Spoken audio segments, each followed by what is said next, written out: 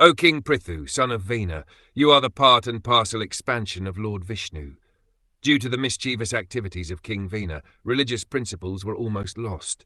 At that opportune moment you descended as the incarnation of Lord Vishnu. Indeed, for the protection of religious principles, you have appeared from the body of King Vena. The way in which Lord Vishnu kills the demons and protects the faithful is mentioned in Bhagavad Gita.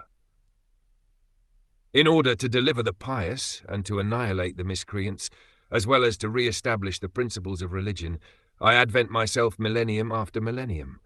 In 2 hands Lord Vishnu always carries a club and a chakra to kill demons, and in his other 2 hands he holds a conch shell and a lotus to give protection to his devotees. When his incarnation is present on this planet, or in this universe, the Lord kills the demons and protects his devotees simultaneously.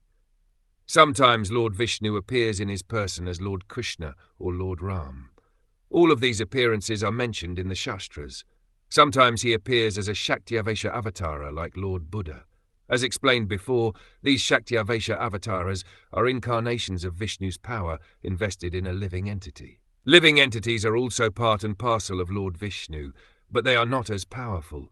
Therefore, when a living entity descends as an incarnation of Vishnu, he is especially empowered by the Lord. When King Prthu is described as an incarnation of Lord Vishnu, it should be understood that he is a Shaktyavesha avatara, part and parcel of Lord Vishnu, and is specifically empowered by him. Any living being acting as the incarnation of Lord Vishnu is thus empowered by Lord Vishnu to preach the bhakti cult.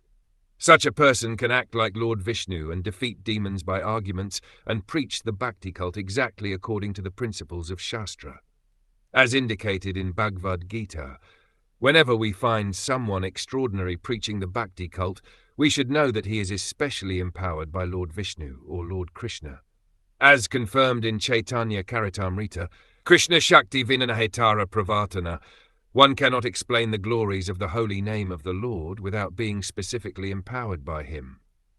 If one criticizes or finds fault with such an empowered personality, one is to be considered an offender against Lord Vishnu and is punishable.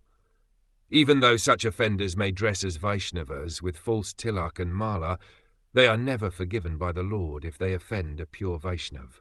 There are many instances of this in the Shastras.